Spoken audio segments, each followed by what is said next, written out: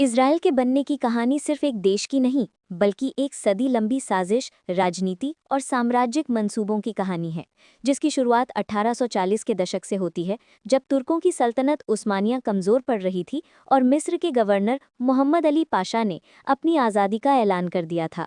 Albania से ताल्लुक़ रखने वाला ये व्यक्ति मिस्र को आधुनिक बनाने के लिए फ्रांस से जुड़ गया और स्वेज़ नहर का ठेका फ्रांस को दिया गया, वही नहर जो आज यूरोप और एशिया को जोड़ती है।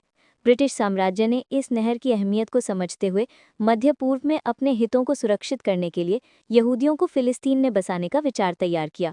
19वीं सदी के उत्तरार्ध में ब्रिटेन और यूरोप के प्रभावशाली यहूदियों ने फिलिस्तीन में ज़मीनें खरीदनी शुरू की, लेकिन उस्मानिया सल्तनत ने इस पर रोक लगा दी। बाद में ये रोक हटी तो यहूदियों ने और तेज़ी से ज़मीनें खरीदी और धीरे धीरे ये योजना आगे बढ़ी।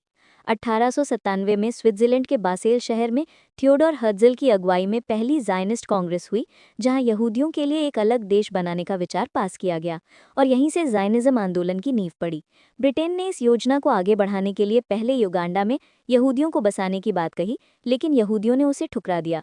1914 में जब पहला विश्व युद्ध शुरू हुआ तो ब्रिटिश नेता डेविड लॉयड जॉर्ज और आर्थर बाल्फोर ने फिलिस्तीन में यहूदी राज्य की स्थापना का समर्थन किया।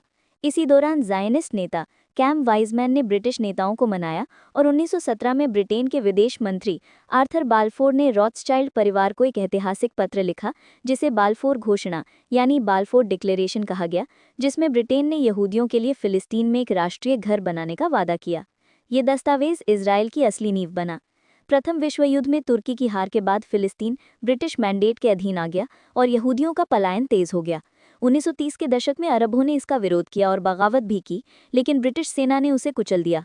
द्वितीय विश्व युद्ध में हिटलर के यहूदियों पर अत्याचार यानी होलोकास्ट के बाद यूरोप से यहूदियों का पलायन और बढ़ गया और फिलिस्तीन की जनसंख्या संतुलन बिगड़ गया। जब युद्ध खत्म हुआ तो संयुक्त राष्ट्र ने 1947 में यूएन पार्टीशन प्लान बनाया, जिसमें फिलिस्तीन को दो हिस्सों में बांट दिया गया, यहूदियों को 56% भूमि और अरबों को 44%, जबकि यरूशलेम को अंतर्राष्ट्रीय जोन घोषित किया गया। अरबों ने इस योजना को ठुकराया, लेकिन यहूदियों ने इसे तुरंत स्वीकार कर लिया।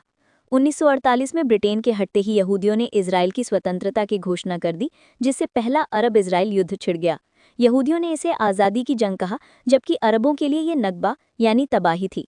इस तरह ब्रिटेन यूरोपीय शक्तियों के समर्थन से आर्थिक रूप से रॉथस्चाइल्ड परिवार और राजनीतिक रूप से ब्रिटिश साम्राज्य के संरक्षण में एक नया देश इजराइल जन्मा, जो आज भी फिलिस्तीन की बर्बादी और मध्य पूर्व के संघर्ष की सबसे बड़ी जड़ माना जाता है। इज़राइल के बनने की कहानी सिर्फ एक देश की नहीं, बल्कि एक सदी लंबी साजिश, राजनीति और साम्राज्यिक मंसूबे